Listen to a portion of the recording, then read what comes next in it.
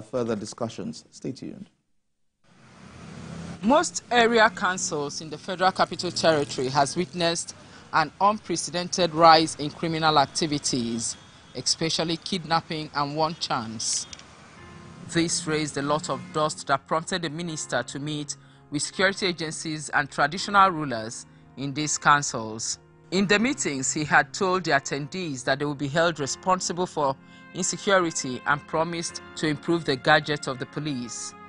This resulted in the arrest of over 300 suspects. The only thing you hear that this has happened. Most of the Minister of FCT, Nyesom Wike, who seemed to be running against time to deliver and make the nation capital safe, announced a 20 million naira bounty for information that would lead to the arrest of a kidnapped kingpin. The social media has been awash with videos of kidnap, with one showing a girl left behind by the kidnappers. This prompted the Senate to meet with the service chiefs and heads of intelligence agencies behind closed doors for 9 hours. After that meeting, the upper chamber passed a vote of confidence on the security chiefs.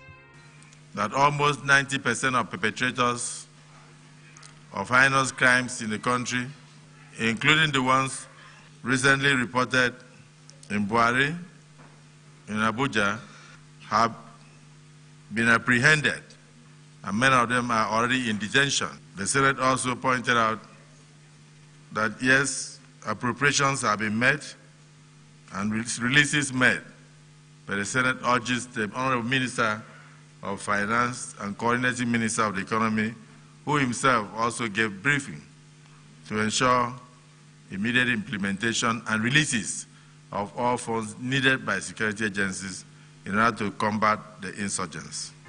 Nigeria, with a population of over 200 million and a land space of over 900,000 square kilometers, many are of the view that it is impossible for the country to be adequately policed with the present police structure. Desperate times, they say, calls for desperate measures. To this end, President Bola Tinubu called an emergency meeting with the 36 state governors and some ministers to look at ways to address the security situation and the economy. One of the ideas considered was state police. The president wants the state governors to look collectively at reasons why the nation needs to change the present police security architecture by introducing state police, an idea that has been in cooler for a long time. The president and the state governors have also discussed the possibility of improving the numeric strength of forest rangers. Now, there is also a discussion around the issue of state police. The federal government and the state governments are mulling the possibility of setting up state police. Already, some states have been inaugurating local vigilantes and equipping them to complement the police in intelligence gathering.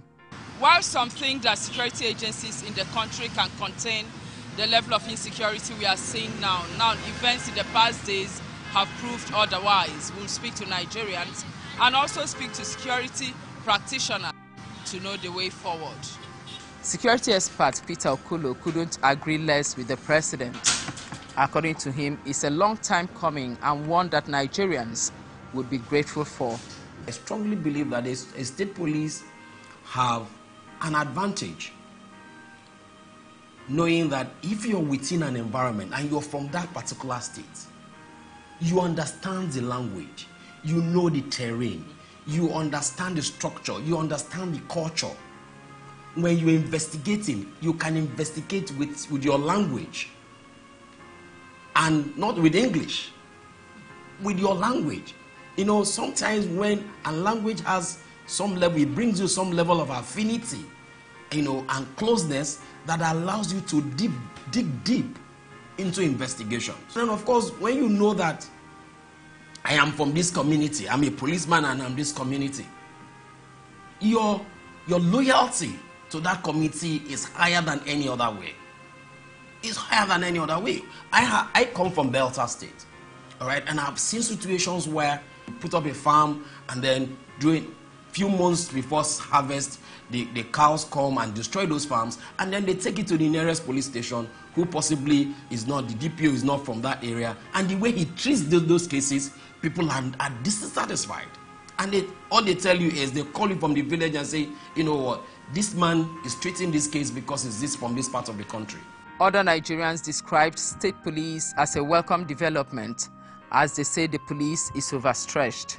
State police is far better off because like someone coming from a particular state, a particular area, and the state police, so he has all the ideas, both securities, not all the bad guys, let me just put it that way. Just of recent, there were a lot of crises around my 12, you understand? So let's assume someone that is from that community, he knows where all the hangouts of those bad guys and all those things. So state police, to me, state police is a very welcome development.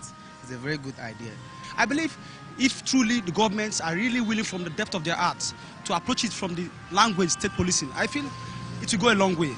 It will help at least cool down the temperature of Nigeria. It is advisable for us for Nigeria as a whole, to have state police because it will reduce the stage of insecurity. We are very ripe indeed. Very, very. According to the situation going on in Nigeria right now, we are due for it. And we are expecting it very soon, if it's possible. Some are of the opinion that to unbundle the present police structure, workable modalities must be put in place to insulate state police from abuse by the state governors. Ivy Kanu, TVC News, Lagos.